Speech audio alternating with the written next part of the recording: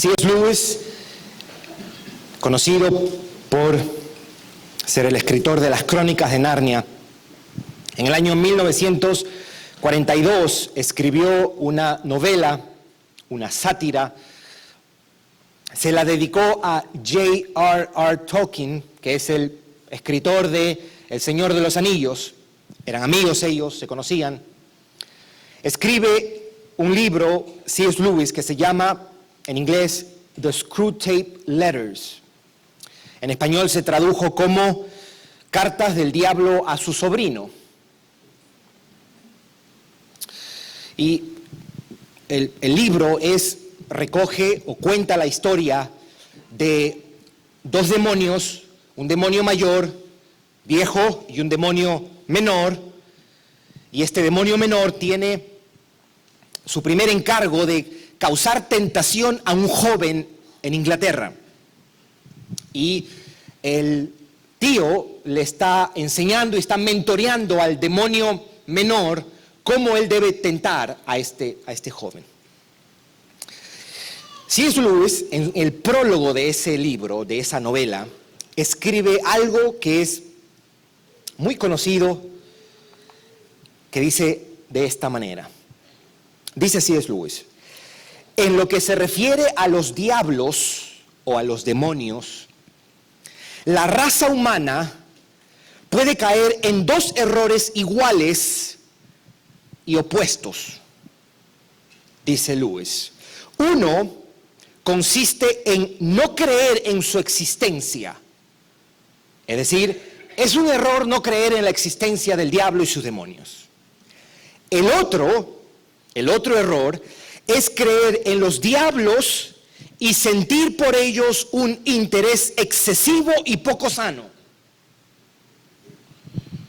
Los demonios, dice Lewis, se sienten igualmente complacidos por ambos errores. ¿Qué nos puede guardar de caer en ambos errores? La Biblia. La Biblia. En esta tarde vamos a hablar del diablo. ¿Sí?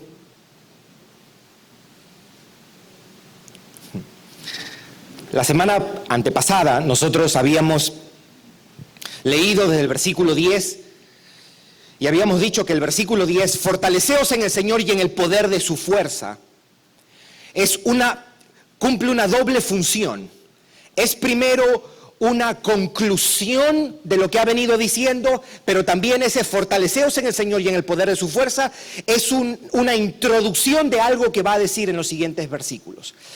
Ese fortaleceos en el Señor y en el poder de su fuerza del versículo 10 es casi una conclusión, porque ha venido diciendo en los capítulos anteriores, ha venido dando instrucciones de cómo debemos vivir como esposos, cómo debemos vivir como padres, como hijos, cómo deben ser nuestras relaciones con otros hermanos, cómo debe ser nuestra actitud frente al pecado, cómo debemos conducirnos en nuestros lugares de trabajo, sea que seamos empleados o empleadores. Y él dice, fortaleceos en el Señor y en el poder de su fuerza. En otras palabras, para tú cumplir todo eso, tú necesitas del poder de Dios.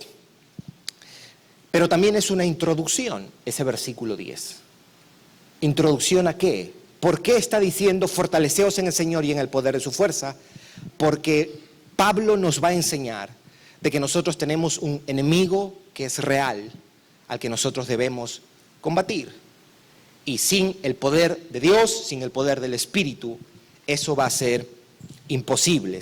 Nosotros hemos leído en el versículo 10, la semana antepasada, por lo demás, hermanos, fortaleceos en el Señor y en el poder de su fuerza. El versículo 11 dice, introduce esto que nosotros vamos a empezar a ver a partir de hoy, o en realidad empezamos a ver desde la semana antepasada, vestidos de toda la armadura de Dios, para que podáis estar firmes contra las acechanzas del diablo. Quiero proponer de que esto de vestidos de toda la armadura de Dios del versículo 11 es el equivalente de fortaleceos en el Señor del versículo 10. Pablo está diciendo lo mismo, pero ahora él quiere de alguna manera crear una conciencia de que hay una guerra espiritual y él está introduciendo estas categorías de armadura de Dios, la lucha, el enemigo y demás términos. Hoy día lo que yo quiero compartir, lo que yo quiero hablar, si de alguna manera usted necesita, si usted es un niño y usted dice, no entiendo todo lo que dice, pero hay algo que necesito entender, es esto. O si usted quiere una idea de lo que yo voy a compartir, es esto. Ante la pregunta de por qué Pablo nos manda a vestirnos de la armadura de Dios, la respuesta es porque el diablo es un enemigo real y poderoso al que debo confrontarlo. ¿Ok? Si usted va a su casa, un familiar de usted le pregunta, ¿de qué trató el servicio hoy día? Esto es lo que yo voy a hablar hoy día. ¿Por qué Pablo nos manda a vestirnos de la armadura de Dios? La respuesta es porque el diablo es un enemigo real y poderoso al que debemos confrontarlo. Yo quiero que usted lea conmigo los versículos que hace un momentito leyó Isaac. Versículo 10. Por lo demás, hermanos, fortaleceos en el Señor y en el poder de su fuerza. Vestidos de toda la armadura de Dios, para que podáis estar firmes contra las acechanzas del diablo.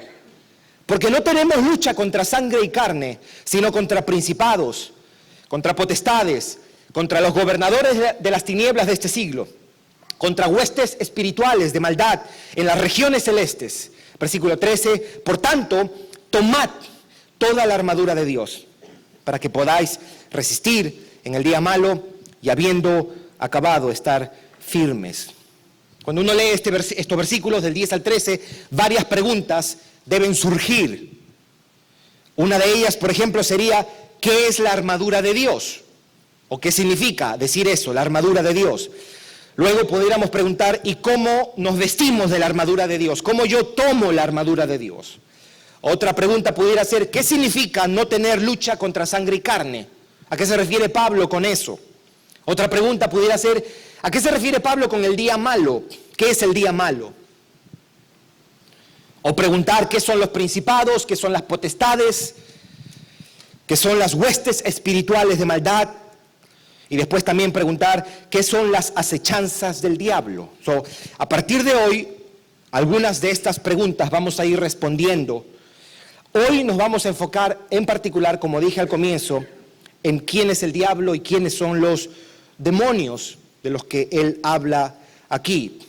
Ahora, si en tu mente surge la pregunta, ¿y por qué vamos a tomar todo un servicio para hablar del diablo y los demonios? ¿Ok? Quiero darte dos respuestas. La primera es porque el texto nos obliga. El texto presenta a este personaje llamado el diablo. Si tu inquietud es, ¿por qué tenemos que tomar todo un servicio para hablar del diablo? Es porque el texto nos está llevando a eso. Y número dos, ¿por qué vamos a hablar del diablo? Porque en las próximas semanas nosotros vamos a estar estudiando uno por uno la armadura del cristiano y vamos a hablar de qué significa todo eso, vamos a hablar de la guerra que nosotros libramos y antes de saber por qué necesito todas estas armas, yo debo saber con quién me estoy enfrentando. ¿Quién es Satanás? Es lógico que tomemos un tiempo para hablar de esto. Hay tres cosas que nosotros vamos a ver desde este pasaje que nos dice acerca del diablo. Este pasaje dice muchas otras cosas y dice otras cosas probablemente acerca del diablo, pero vamos a ver tres cosas en particular, ¿ok? Pero antes de ver el texto o los versículos de los que vamos a mirar esto, quiero hacer una observación que creo que es importante cuando nosotros hablamos de la guerra espiritual, de los demonios y cuando hablamos de el diablo, sobre todo por el contexto en el que estamos viviendo hoy día dentro de la iglesia cristiana. La iglesia de Cristo, creo, ha perdido el rumbo en cuanto al tema del diablo. El concepto de la guerra espiritual en muchos sectores de la iglesia cristiana está distorsionado. Eso es lo que dijo Lewis acerca de estos dos peligros extremos, de ignorar al diablo o de darle un interés desmedido, sigue siendo cierto hoy día en la iglesia de Jesucristo. Hoy día hay algunos que le dan demasiada importancia al diablo y hay otros que no lo reconocen, ignoran que hay una realidad espiritual o poderes de las tinieblas. Quiero mencionar hacer esta observación de estos dos extremos antes de entrar al pasaje como tal. Están primero los que ven al diablo en todas partes. ¿Usted ha escuchado de eso? ¿Sí? Es decir, ven en todo lo que sucede de malo un ataque de Satanás. La lectura es, toda dificultad en la vida es un ataque del diablo, ¿verdad? O todo pecado que los cristianos cometen es la responsabilidad de un demonio. Dicen, está pecando, está endemoniado, dicen. ¿Te ha escuchado eso, verdad? Probablemente usted mismo lo ha dicho. Algunos van al extremo, por ejemplo, de hablar con Satanás a la hora de orar.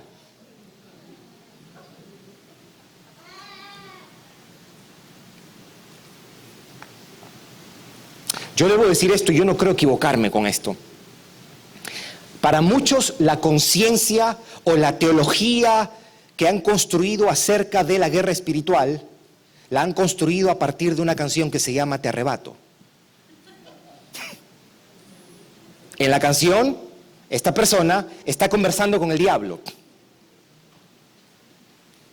Y le dice, yo te arrebato lo que a mí me pertenece.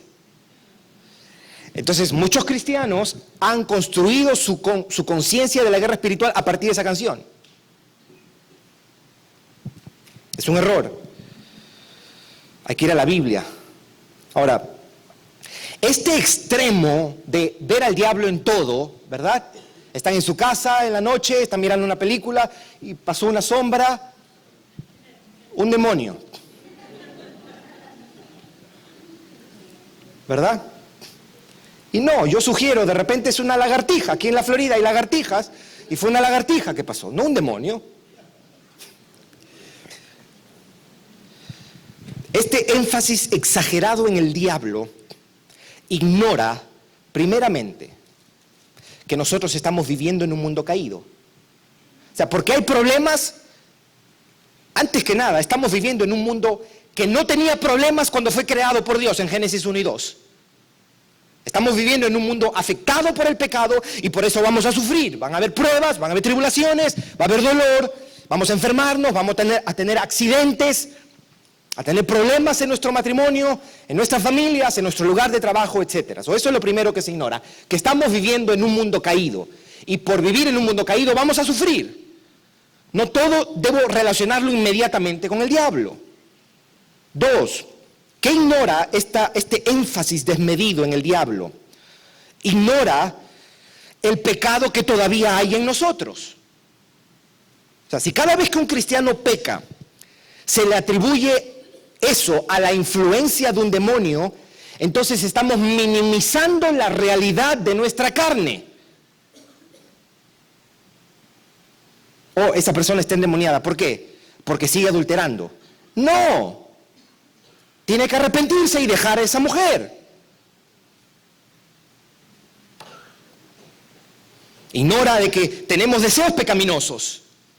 Claro, el diablo apela a esos deseos pecaminosos, pero yo no puedo atribuirle toda mi lucha con mi pecado al diablo. Tengo que reconocer la realidad de mis pasiones carnales.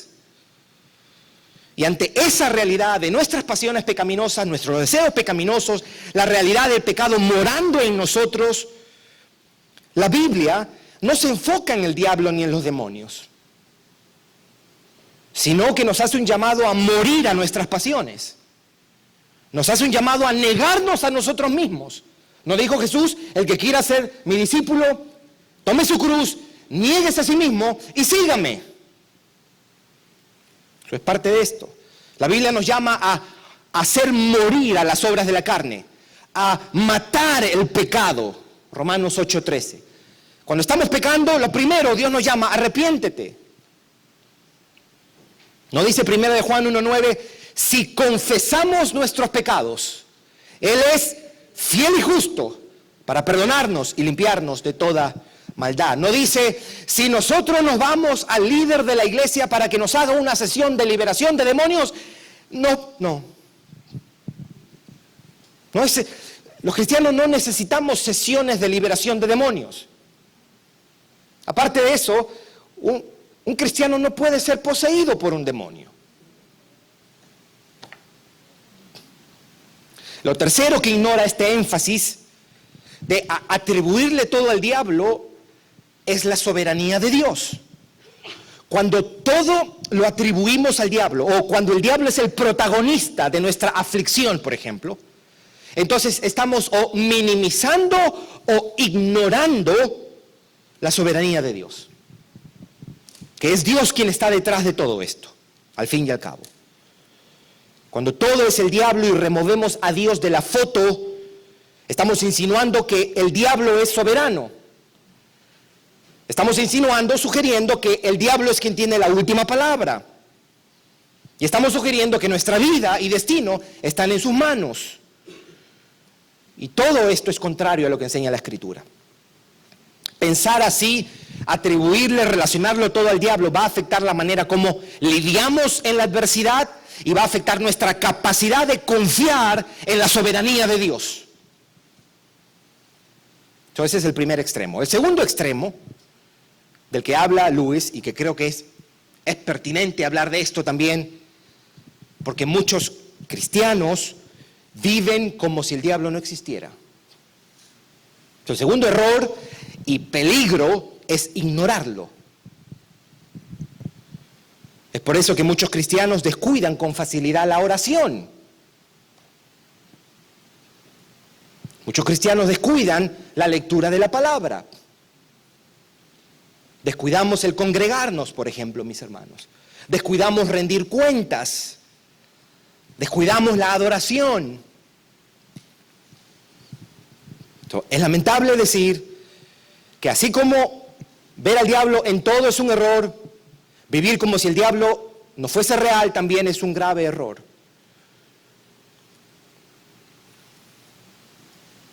Como si no estuviéramos en medio de una guerra. El lenguaje que está utilizando Pablo en este pasaje está cargado de referencias a la guerra. El día malo, la armadura, la lucha. La vida cristiana, mis hermanos, es una guerra constante y feroz. Y no podemos vivir como si no estuviésemos en medio de una guerra.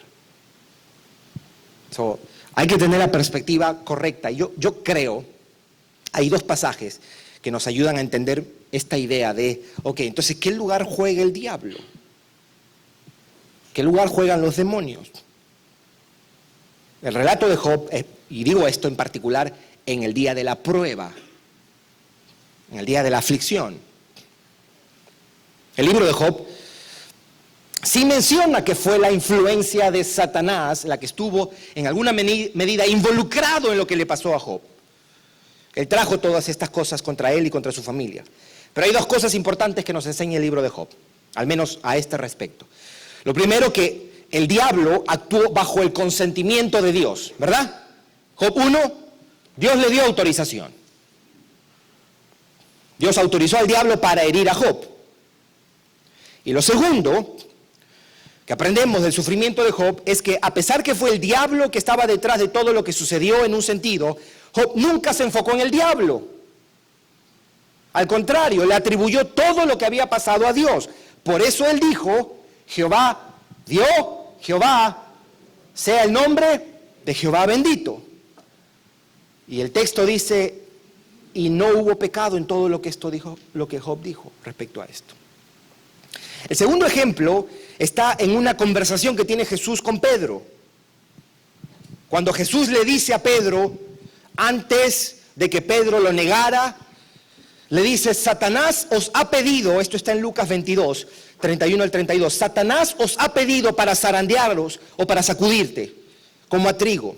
Y Jesús le dice, pero yo he rogado por ti que tu fe no falte. En otras palabras, Jesús lo que le estaba diciendo, lo que el diablo va a hacer, yo lo sé.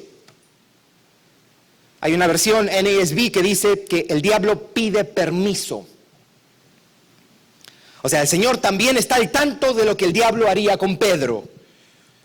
Él permanece todavía como soberano de la sacudida que el diablo le dio a Pedro, porque después este negó a Jesús. ¿Qué nos dice entonces este pasaje de Efesios capítulo 6?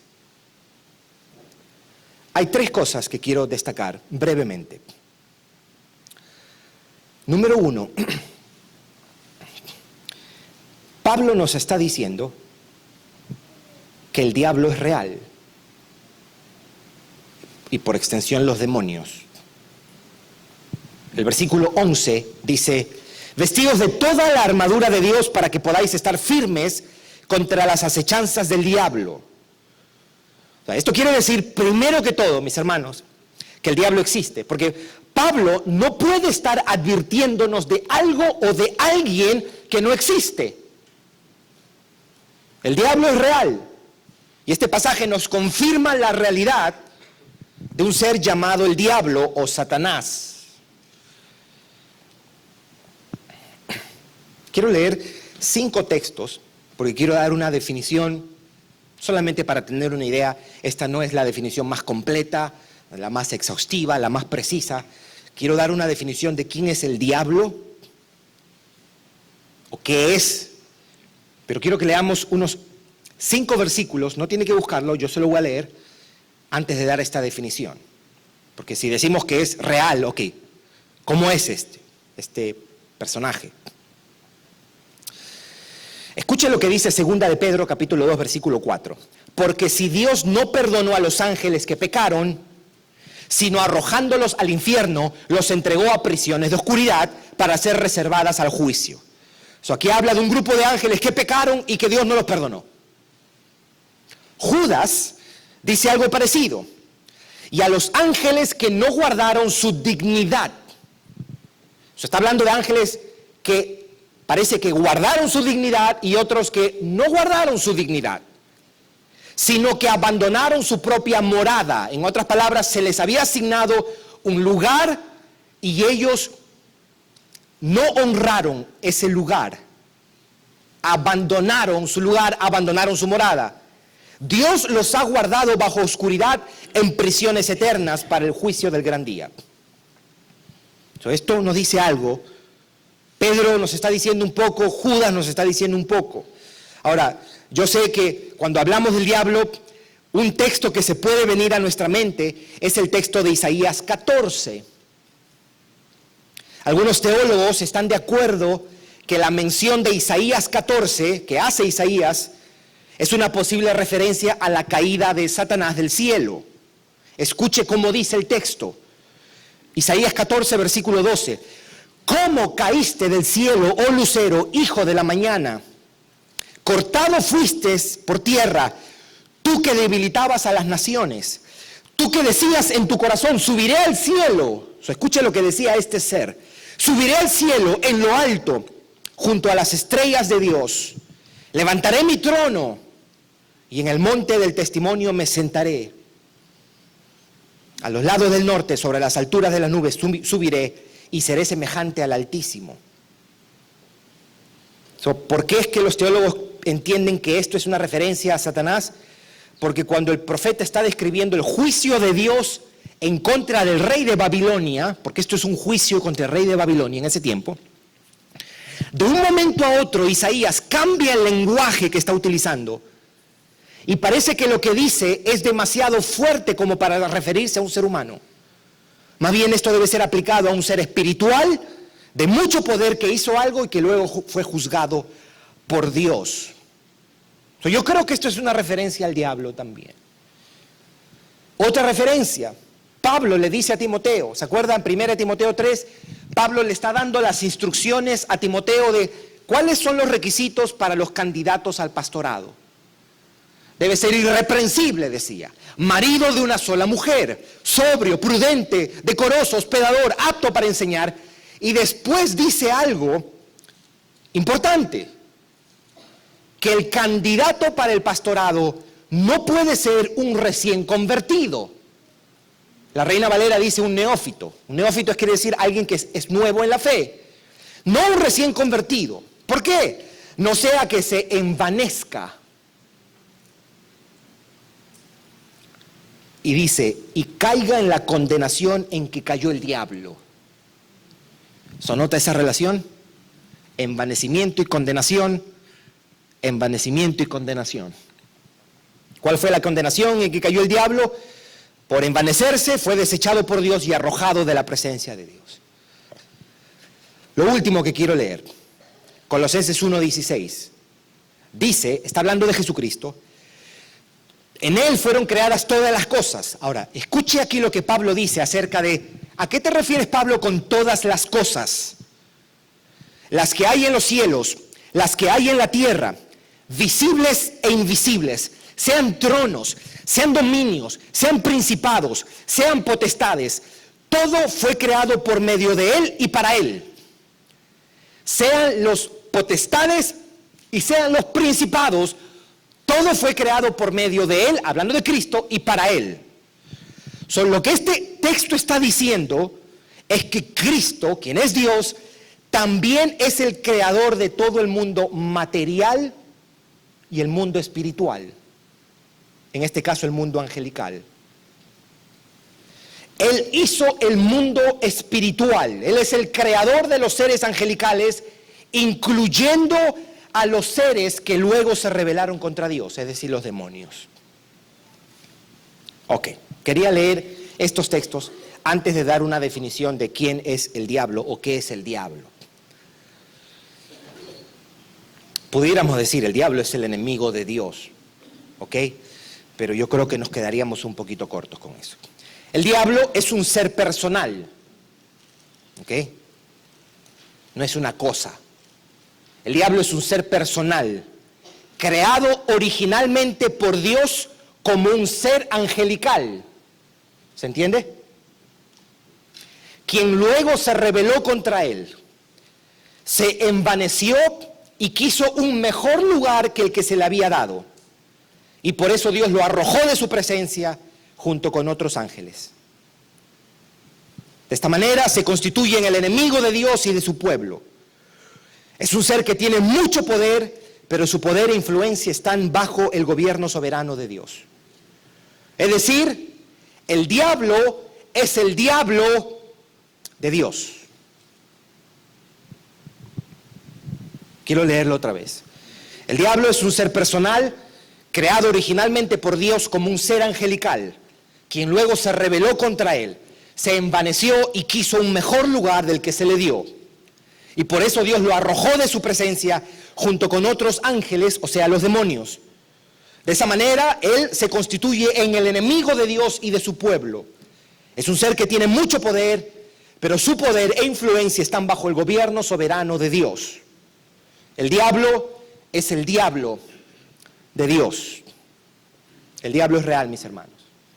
Los demonios son reales. 2. ¿Qué más nos dice este pasaje? Este pasaje, versículo 11 en particular, nos dice que el diablo usa trampas. En inglés lo traducen schemes. Escuche lo que dice. Vestidos de toda la armadura de Dios para que podáis estar firmes contra las acechanzas del diablo, las trampas del diablo. The schemes, acechanzas. La palabra literalmente significa los métodos del diablo. La palabra es metodía. Esta palabra se puede traducir como un plan sistemático a gran escala. Lo que Pablo nos está diciendo es que el diablo es un enemigo astuto como la serpiente, quien espera el momento justo para atacar, quien busca con sagacidad, quien lanza sus ataques de una manera sistemática y feroz. Sus estrategias son impías, sucias, ilegítimas. No es para menos, ¿no? Es el diablo. El diablo usa trampas, el diablo engaña, el diablo desvía. ¿Sabe cómo te puede estar engañando el diablo ahora mismo? Haciéndote creer que esto no es importante. Si usted en este momento cree que esto no es importante, el diablo te engañó y eso prueba lo que estoy diciendo.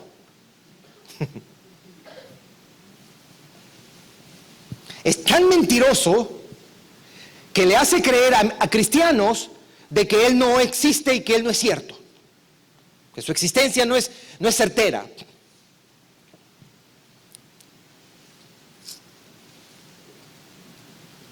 ¿De qué hablaron en la iglesia? No, de un tipo que dicen que se llama el diablo, pero no sé. Qué terrible eso. Te va a matar. Te va a matar. Si esa es tu conciencia, el diablo te va a matar. El ladrón no vino sino a robar, a matar, destruir.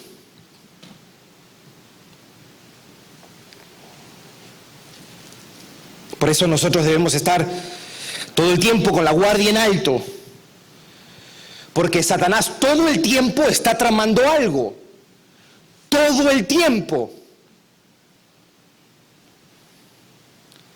El diablo conoce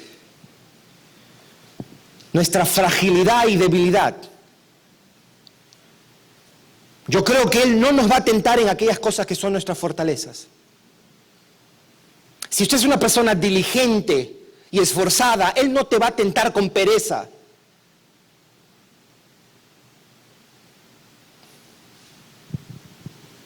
Si usted el alcohol a usted no le gusta, no le interesa, él no te va a tentar con alcohol.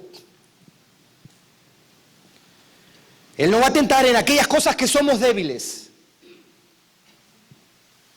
Y va a venir con toda su furia, disfrazado.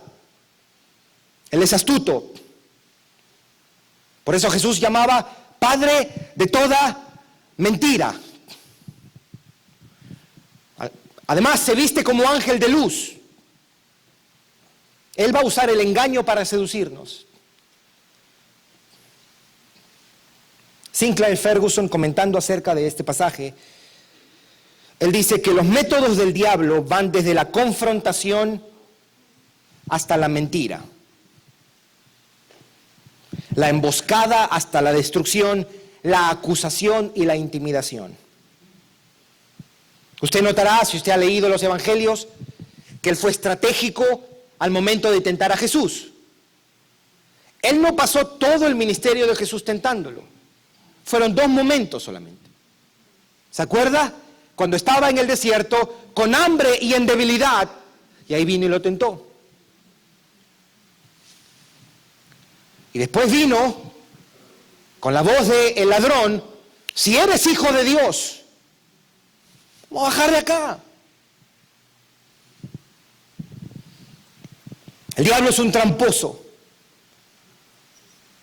No podemos vivir la vida cristiana como si eso no fuese cierto.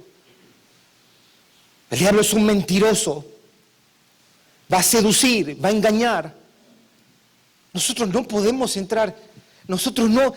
Yo recuerdo, mis padres, a mi hermano y a mí, nos llevaron, cuando teníamos como 13, 14 años, a practicar boxeo. Y una de las cosas que el profesor se aseguraba es de él no nos golpeaba. Nos daba golpe cuando la guardia estaba baja. ¿Ok? Solamente nos daba golpe cuando la guardia estaba baja. O sea, si nosotros, él decía, no, así, bien alto. Si nos descuidábamos, y nos dio mucho.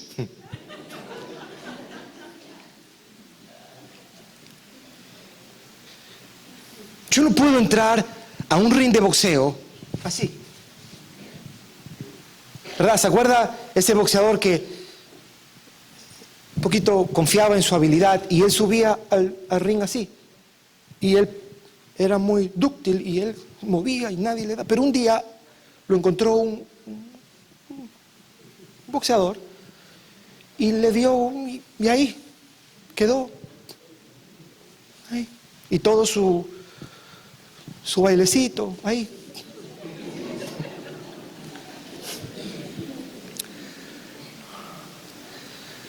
¿Entras tú a este ring con la guardia baja? Ok, estás muy metafórico, Gerson. Ok. ¿Faltas a la iglesia por cualquier cosa? ¿Ayudó eso? Sí. ¿Clarificó el punto que quiero hacer? ¿Faltas a la iglesia por cualquier cosa? ¿Por ver un partido? ¿Por lavar ropa?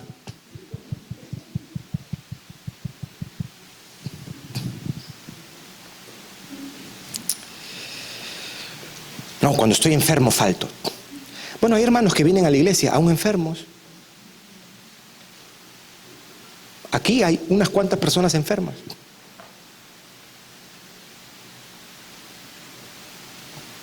Horas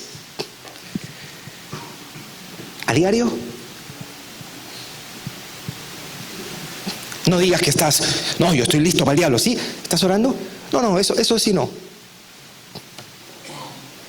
¿Estamos leyendo la Biblia? El diablo usa trampas. 3, lo último. Lo primero, el diablo es real. Segundo, el diablo usa trampas, acechanzas del diablo, los schemes of the devil, las maquinaciones. Y lo tercero es el diablo tiene poder. Versículo 12, el famoso texto, Efesios 6:12, dice, porque no tenemos lucha contra sangre y carne, sino contra principados, contra potestades, contra gobernadores de las tinieblas de este siglo, contra huestes espirituales de maldad en las regiones celestes.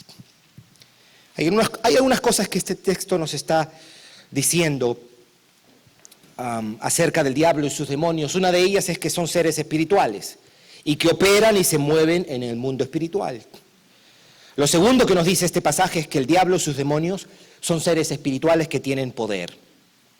Note las referencias: principados, potestades, gobernadores de las tinieblas de este siglo, huestes espirituales de maldad. El diablo tiene mucho poder y puede destruir las vidas. Jesús, hace un momento lo dije, hablaba de robar, matar y destruir. El diablo es sumamente poderoso. No creo que esto de principados, potestades, gobernadores de las tinieblas, huestes espirituales de maldad, no creo que esto sea una referencia o se deba interpretar como distintas clases o tamaños de demonios. Yo creo que más bien lo que quiere comunicar Pablo es el carácter de los demonios, huestes espirituales de maldad, y quiere destacar el poder de los demonios, principados, potestades, y quiere destacar la esfera en la que ellos operan, en las regiones celestes. Los demonios son seres espirituales, poseedores de un gran poder, son gobernantes, principados, y al decir esto él está enfatizando la fuerza que tiene el diablo, el poder que tienen los demonios. Contra principados, potestades, gobernadores de las tinieblas de este siglo, huestes espirituales de maldad en las regiones celestes. No es todopoderoso, pero es muy poderoso. Eso es lo que Pablo dice. El diablo es real, vestidos de toda la armadura de Dios para que podáis estar firmes contra las acechanzas del diablo. El diablo usa trampas, vestidos de toda la armadura de Dios para que podáis estar firmes contra las acechanzas, las maquinaciones, los métodos del diablo. Y el diablo tiene poder. Es una lucha contra principados, potestades, gobernadores de las tinieblas de este siglo, huestes espirituales de maldad. Quiero terminar con esto.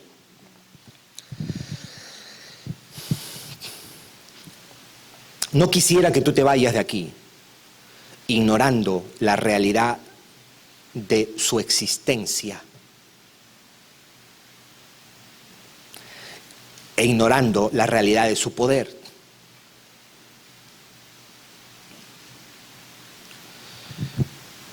Es una lucha espiritual, son poderes de las tinieblas. Pero tampoco quiero que te vayas asustado del diablo y de sus demonios. O sea, cuando llegues a tu casa, entonces mirar a todo el mundo de reojo. No. Yo quisiera que al contemplar estos dos versículos, en particular el 11 y el 12, que esto sirva para producir no encuentro otra palabra, construir una palabra, una seriedad reverente y confiada. Reverente porque esto es algo serio, el diablo es un enemigo real. Pero esa seriedad debe también estar confiada, pues Cristo sigue siendo el Señor de estos poderes de las tinieblas.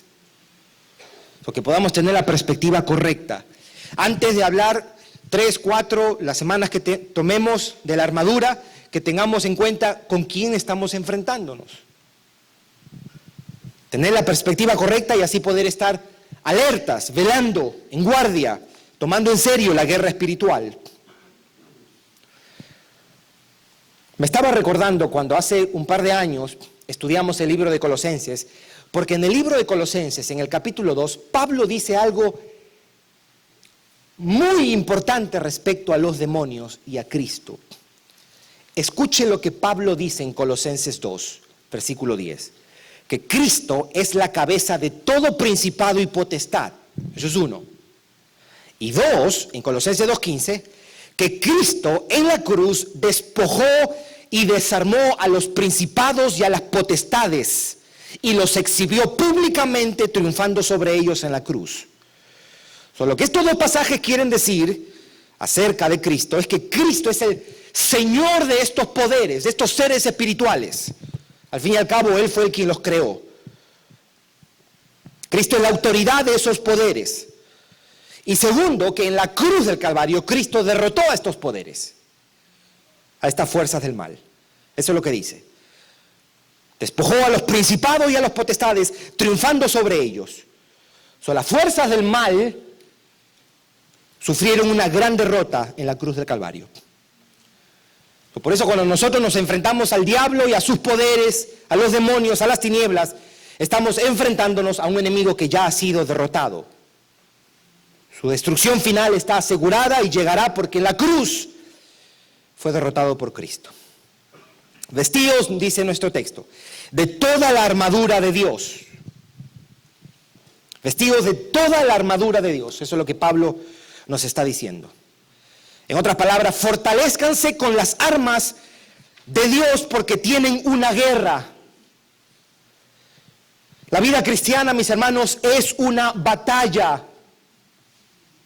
Por eso Pablo le dijo a Timoteo en 2 ocasiones: he peleado la buena batalla. ¿Se acuerda? He peleado la buena batalla. 2 Timoteo 4:7. Y le dice al mismo Timoteo, le encarga: pelea la buena batalla de la fe. 1 Timoteo 6:12. Pelea, Timoteo, la buena batalla de la fe. Fight. Fight, Timoteo le está diciendo. Pelea, Timoteo. Batalla. La vida cristiana es una guerra, mis hermanos. Primera y principalmente contra nuestras pasiones. Yo tengo una alergia contra la pasividad, mis hermanos. Tengo una alergia contra la pasividad. ¿Sabe por qué? Porque la pasividad es el camino más corto a tu destrucción.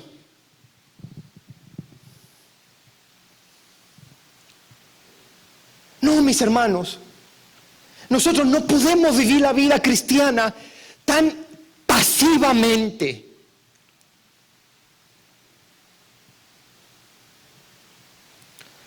Esto no es un parque de diversiones.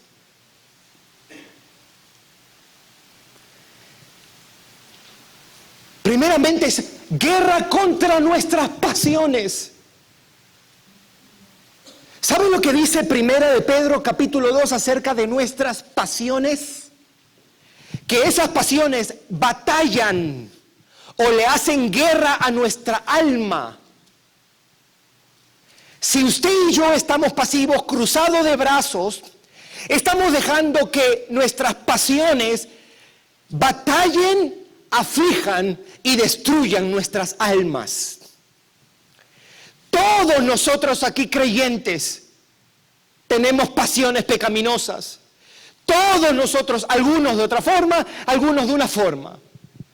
Todos batallamos con pasiones pecaminosas. Algunos es la lujuria, la pornografía, el sexo inmoral. En otros es el resentimiento, la falta de perdón, la ira, el resentimiento, la cólera, el odio, el deseo de venganza. En otros la apatía, la indiferencia, la tibieza. El egoísmo para otros es la codicia. Quieren tener más, quieren tener más, quieren tener más. En otros es el deseo de alabanza. En otros es el orgullo, la jactancia. Todos tenemos pasiones. Y nosotros tenemos que estar en pie de guerra, mis hermanos. Nosotros no podemos descuidar. Viene el fin de año y la gente se toma breaks a fin de año. Yo no puedo entender eso.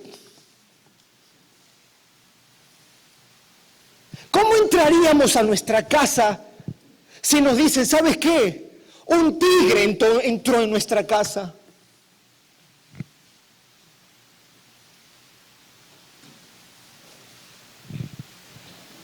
Yo te quiero exhortar, mi hermano, toma en serio las advertencias de la palabra de Dios.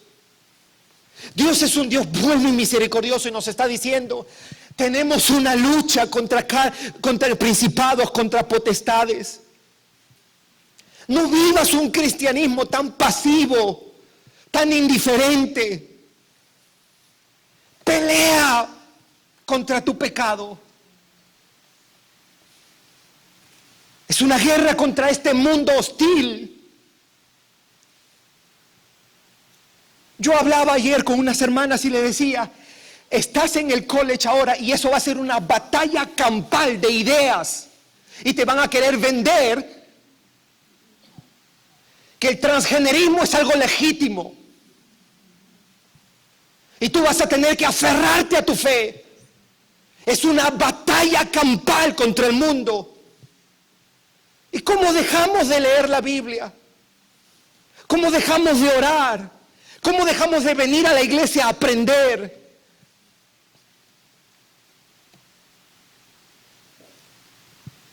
Los maestros te van a decir muchas cosas que no solamente son erradas, son contrarias a la Biblia. Jovencito, jovencita, niño, niña, tu fe cristiana es impopular. Jesús no es popular. Te van a ridiculizar, te van a resistir, te van a cuestionar y van a dejar de ser tus amigos cuando tú le digas, yo creo que Jesús es el Hijo de Dios y no hay salvación en otro nombre. Te digo esto para que tú lo sepas, es una batalla campal contra la verdad del Evangelio. Y nosotros no podemos estar intimidados, mis hermanos. Tú no puedes solamente venir a la iglesia de vez en cuando. Tú no puedes abrir la Biblia de vez en cuando. Tú no puedes buscar arrepentimiento una vez al año. Debemos vivir tirándonos a los pies de la cruz todos los días. Ahí está nuestra fortaleza.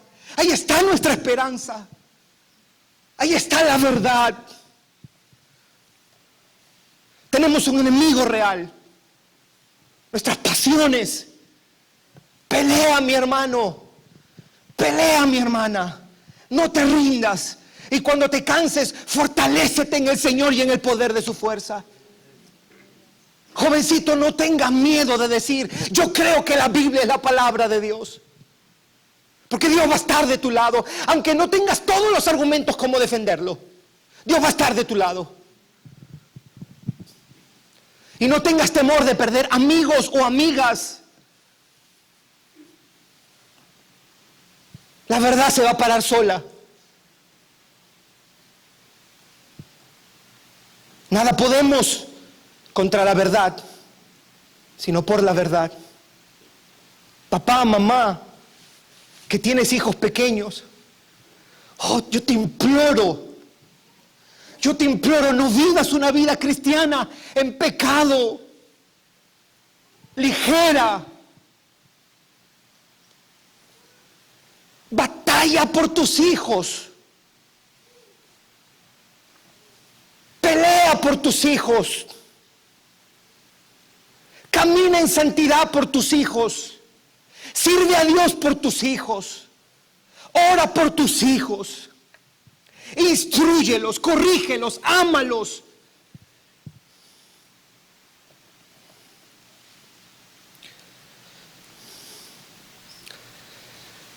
Cristo está con nosotros.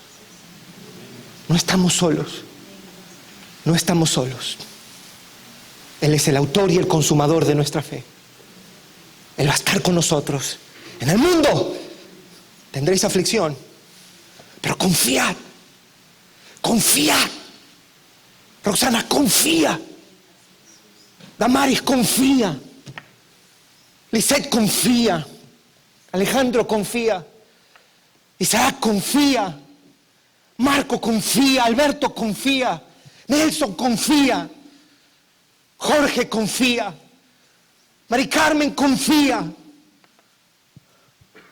En el mundo tendremos aflicción. Mónica, confía. Pero confiad, dijo Jesús. Yo he vencido al mundo. Yo he vencido al mundo.